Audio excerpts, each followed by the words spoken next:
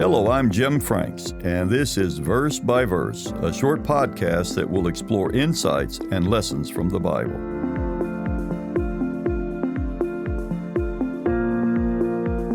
Today I'll continue from my last podcast where I addressed the question, which is the Great Commandment? The topic today will be, which is the second Great Commandment? The scripture reading for this question is found in Matthew 22, verses 39 through 40. Let's begin by reading the scripture, then we will back up and remind you of the background, which will be a repeat from my previous podcast on which is the Great Commandment. But this time we'll find out what is the second Great Commandment. It's Matthew 22, verses 39 through 40. And the second is like it.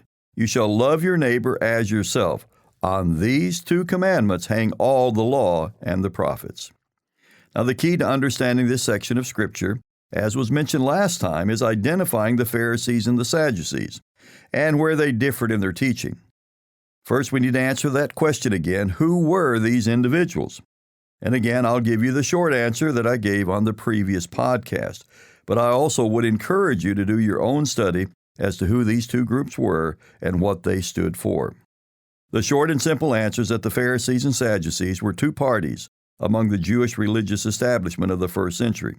Neither group existed when the Old Testament concluded.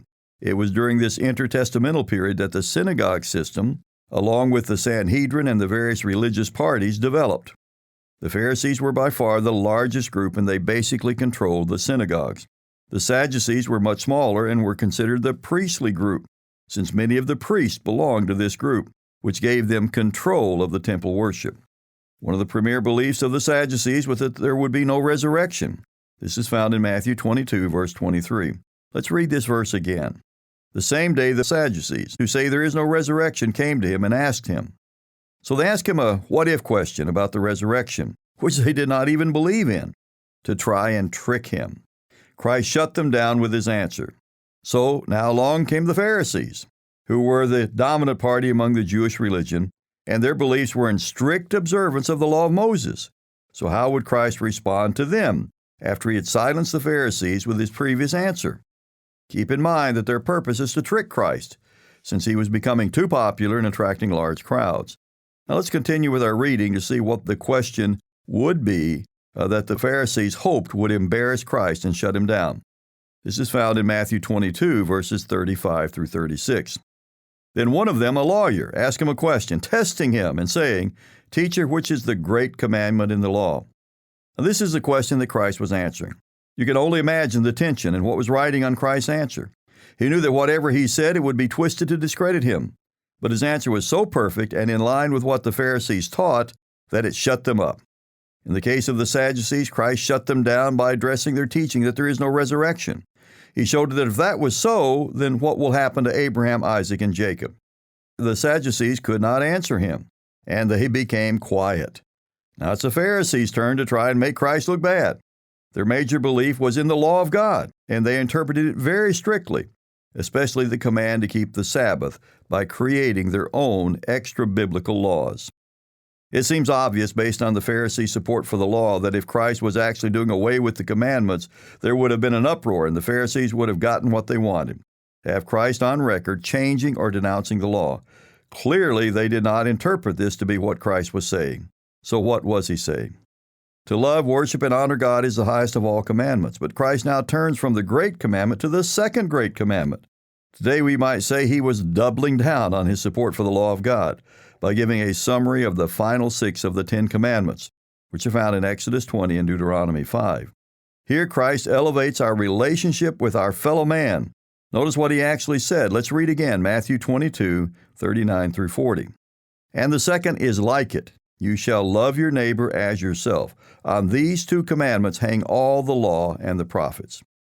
Seems that Christ wasn't doing away with anything, but giving a summary of what was already found in the 10 Commandments. The 10 Commandments define for us our relationship with God, to love and worship Him with our whole heart, soul, and mind. The first 4 deal with loving, respecting, and worshiping God as the highest of human priorities. And the next 6 remind us that you are to love your neighbor as yourself. Between these 2 commandments, love God and love your fellow man, we have the full summary of God's law.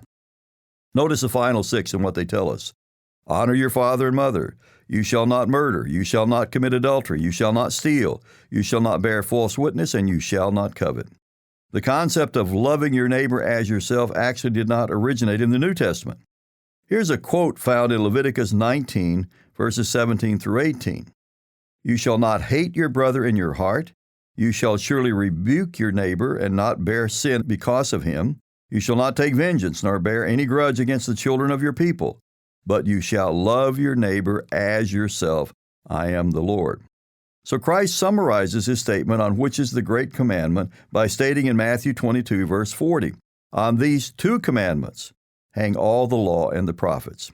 This was consistent with the teaching of the Pharisees. So when Christ finished by stating that everything revolved around these two commandments, which are a summary of the 10 as listed in the Old Testament, the Pharisees had nothing to say. They were shut down just as the Sadducees were. So what do we conclude? That Christ supported the 10 Commandments, the law from the Old Testament. He summarized the 10 in 2 commandments, love and worship God, and love your neighbor as yourself. This did not do away with the law. No, not at all. Verse by Verse is a companion podcast to the Daily Bible Verse blog, which you can find on the Life, Hope, and Truth Learning Center. Check out the show notes for more.